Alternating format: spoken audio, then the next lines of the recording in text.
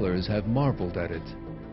Within a decade, Arab forces overran the Byzantine and Persian armies and conquered Iraq, Syria, Palestine, Persia, and Egypt. Muslim armies proved to be formidable conquerors and effective rulers, builders rather than destroyers.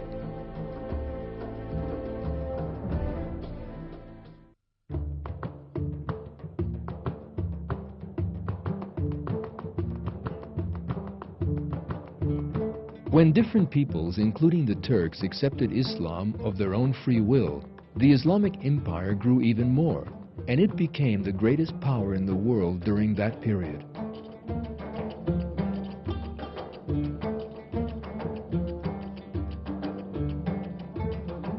One of the most important facets of this empire was that it provided the stage for a scientific development previously unmatched in history.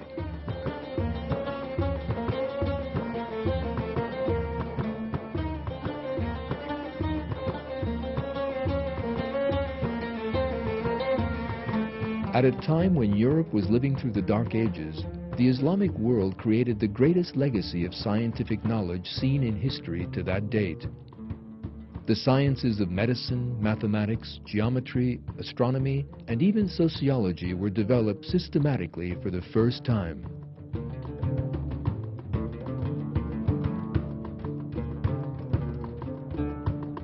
Some commentators try to link this Islamic scientific development to the influence of the ancient Greeks. But the real source of Islamic science was the experimentation and observations of Muslim scientists. In his book, The Middle East, Professor Bernard Lewis, an expert in Middle Eastern history, explains it like this.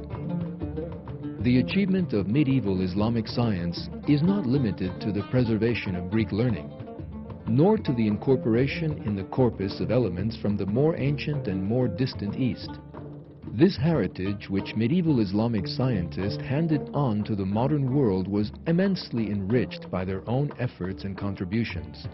Greek science, on the whole, rather tended to be theoretical. Medieval Middle Eastern science was much more practical, and in such fields as medicine, chemistry, astronomy, and agronomy, the classical heritage was clarified and supplemented by the experiments and observations of the medieval Middle East.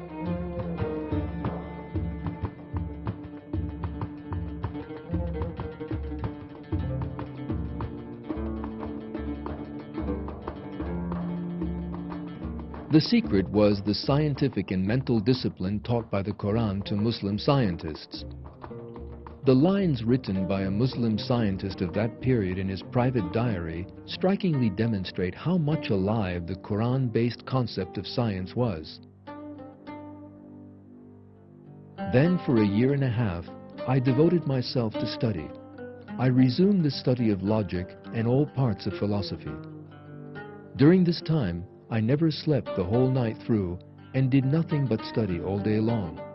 Whenever I was puzzled by a problem, I would go to the mosque, pray, and beg the Creator of all to reveal me that which was hidden from me and make it easy for me that which was difficult. Then at night, I would return home, put a lamp in front of me, and set to work reading and writing. I went on like this until I was firmly grounded in all sciences and mastered them as far as humanly possible.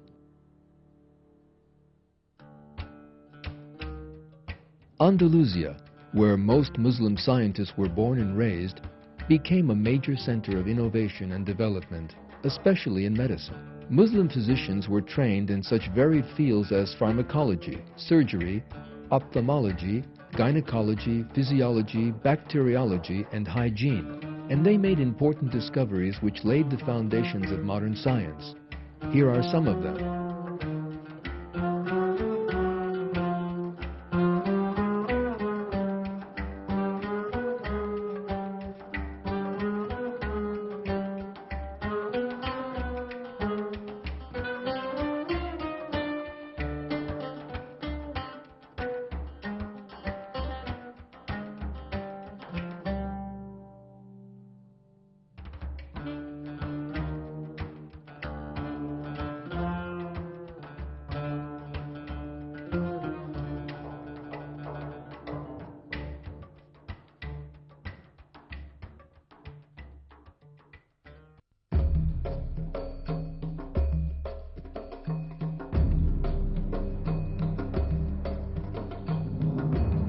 The advanced scientific culture of the Islamic world paved the way for the Western Renaissance.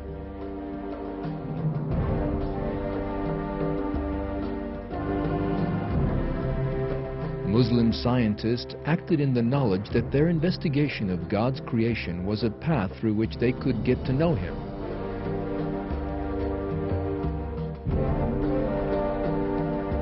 With the transfer of this mentality to the Western world, the advance of the West began.